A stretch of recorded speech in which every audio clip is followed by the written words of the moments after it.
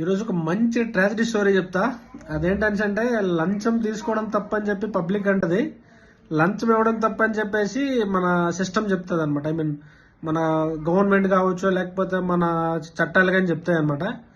అయితే ఇప్పుడు లంచం ఇవ్వడం తప్ప, లంచం తీసుకోవడం తప్ప అనేది ఈరోజు మాట్లాడుకుందాం.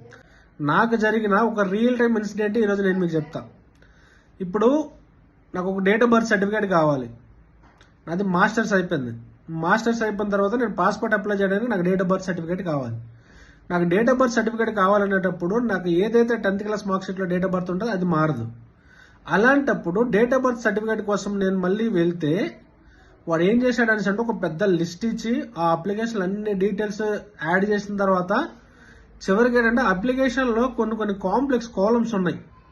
ఆ కాలమ్స్ ఏంటంటే నేను పుట్టేటప్పుడు ఎవరైతే మా మదర్ని డెలివరీ చేశారో ఆ ఏఎన్ఎం డీటెయిల్స్ కావాలని కూడా కాలం ఉంది దాంట్లో. అయితే నేను అక్కడికి వెళ్ళి ఆర్ఐ దగ్గర కొంచెం తొందరగా చేయమని చెప్తే ఆయన ఏమంటాడు అంటే ఈ ఇన్ఫర్మేషన్ నాకు కావాలి అంటాడు. నేను అప్పటికి పుట్టి దగ్గర 25 years అయింది. 25 years బిలో ఎవరైతే ఏఎన్ఎం డెలివరీ చేస్తారో ఆ ముందో లేదో కూడా తెలియదు. అప్పుడు ఒకవేళ ఉన్నా అక్కడ ఉంటుందో లేదో తెలియదు. ఇలాంటి సిచ్యువేషన్లో ఆమె డీటెయిల్స్ ఈ డేట్ ఆఫ్ బర్త్ సర్టిఫికేట్కి నెసెసిటీయా? నేను ఆర్ఐ దగ్గర గట్టిగా మాట్లాడితే ఏమంటాడు అంటే ఈ డీటెయిల్స్ లేకపోతే నేను ఎలా సంతకం పెడతాను అంటాడు. ఆ డీటెయిల్స్ ఇప్పుడు కావాలా? రావు.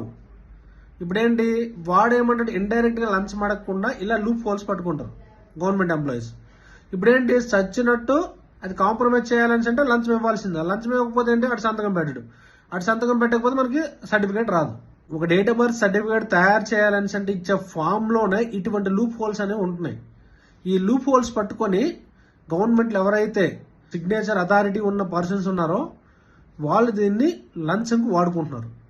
కాబట్టి ఏంటంటే గవర్నమెంట్ కూడాను ఇలాంటి సర్టిఫికేట్స్ ఇష్యూ చేసే టైంలో, ఫర్ ఎగ్జాంపుల్ ఏంటంటే నా కేసులోనే నాది మాస్టర్స్ అయిపోయిన తర్వాత నా డేట్ ఆఫ్ బర్త్ ఇంకా 10th మార్క్ షీట్లోనే ఎక్కడ మారదు. నా 10th మార్క్ షీట్ రెఫరెన్స్గా తీసుకుని డేట్ ఆఫ్ బర్త్ ఇష్యూ చేయడంలో నష్టమేం లేదు.